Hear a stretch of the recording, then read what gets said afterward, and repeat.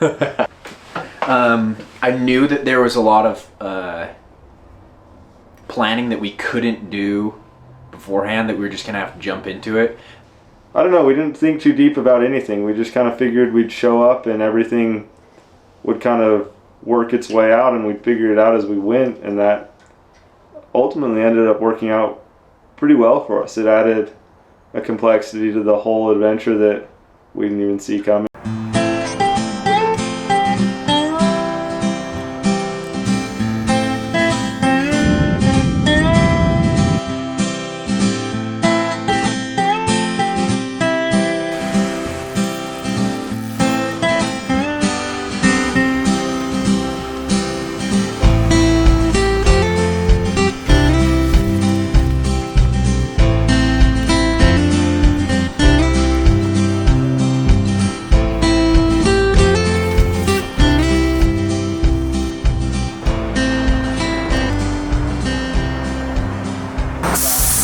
Everything as usual.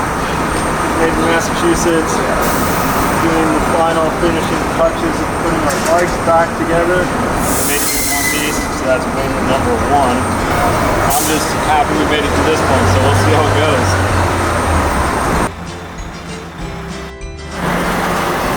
Alright bro, let's get out of here. I'm ready to go.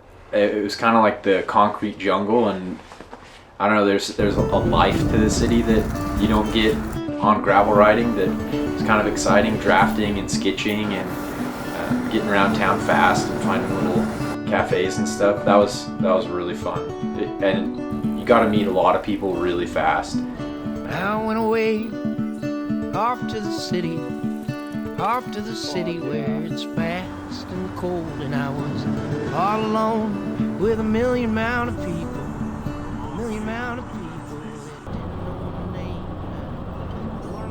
Rolled into a diner, ordered the first beer of a trip of a couple of beers, and the waiter looked at me in his thick Boston accent and he said, beer. A lot of calories in beer. You sure you don't want a beer? And Burke was like, no, I don't want a beer. Burke's Mormon, he doesn't drink beer. He's like, you sure you don't want a beer? Lots of calories in beer. Burke didn't get a beer. Maybe he would have biked harder if he would have got a beer. I don't know. Probably not. There's pretty girls on every corner, got somewhere to be. They ain't got no time, no, they ain't got no smiles.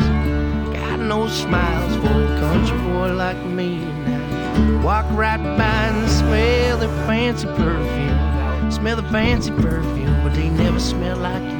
When we spend them days there underneath the oak tree, poem that you wrote me about the wind and the rain, and I brushed your hair with fingers that God gave me. I knew that you would save me from every finding love.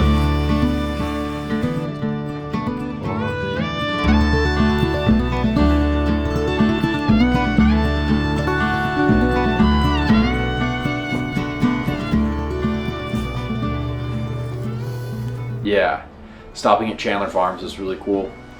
It was just perfect for healing our bodies and just, you know, I gotta throw a beat on eating fresh food, and we had a good picnic. It's a farmer snack on the table there.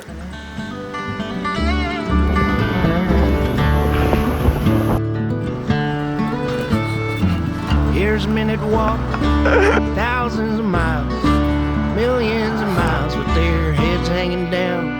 When that sun don't shine, it's gonna soggy up your spirit, it'll hold you down. But them boys back home just dancing all night, kicking guitars and banjos, picking them homegrown songs, and fires would burn and nights would last forever. I wish they last. Hardest thing about the route is we would go up these hills and we wouldn't want to like unlayer down because downhill was so cold. Every time you would go down a hill you would freeze to death, and then you'd go up, you'd be going up a hill 2 minutes later and then you'd be sweating, so you couldn't win. It was not to look at, I mean it was a good time, but that was one of the biggest negatives of the trip.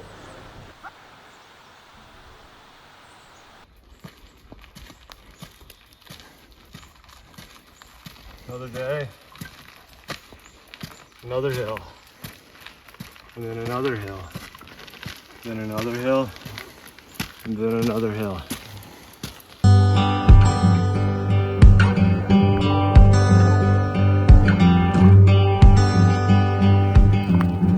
And the lady looks at me and she goes, "Huh, I didn't think I'd see any more bikers this year. The last group rolled through about 3 weeks ago." And then that's when we knew we were a little late.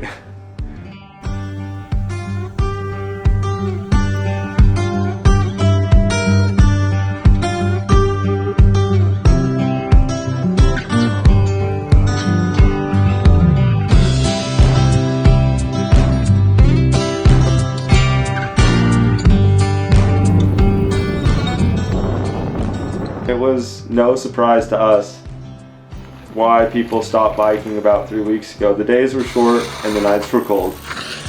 And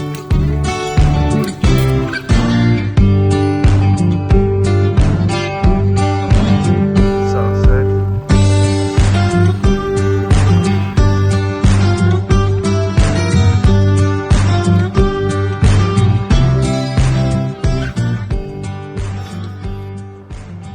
Everyone who had ridden a bike stopped to talk to us about our bikes and about our experience. So the guys who were like, "Yeah, I biked cross country in 1986 or something like that," or another guy would say, "Yeah, I biked across, California when I was 30," or like people would share their stories with us because they knew that we could relate, that we loved and would appreciate hearing that.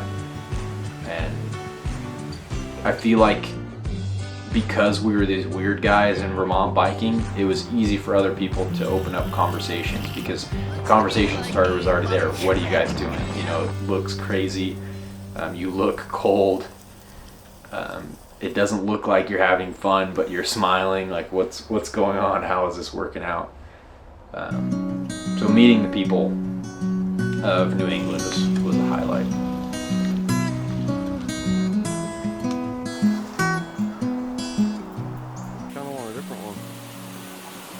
We were sitting day 4 trying to figure out a way to get back to Boston from the bottom of the VTXL and learned it was not possible. So we kind of hopped on the maps and built ourselves our own route that went to a little town called Fitchburg that has a direct line from Boston. The only problem was it added about 40 miles to the trip in total. A lot of it stayed on pavement, but we still rode quite a bit of dirt that day. And it, honestly, the way we rode it, we tried to avoid elevation. We just tried to make it the funnest, fastest ride we could. And it took us through some awesome country.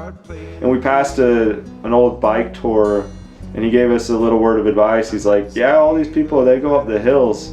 And I find all the roads that say marsh or brook or river, because I know that if it's a marsh or brook or river, I'm going to stay down in the low stuff and I'm not going to have to climb any hills." Go out at night and I won't have to go home. Get used to being alone. Then we roll into Boston and stop by the community bike store. People there were super awesome, super friendly, and super helpful. They hooked us up with some bike boxes, which was awesome. They were a little bit bigger than the ones we flew out in, so it was even easier to load our bikes in. And got to the airport, ripped apart the bike right inside baggage claim, and threw her in the box, and away we went. Everything that we thought could go wrong didn't go I'm tired wrong. of running around looking for answers to questions that I already know. I could build me a castle of memories just to have somewhere to go. Count the days and the nights that it takes to get back in the saddle again.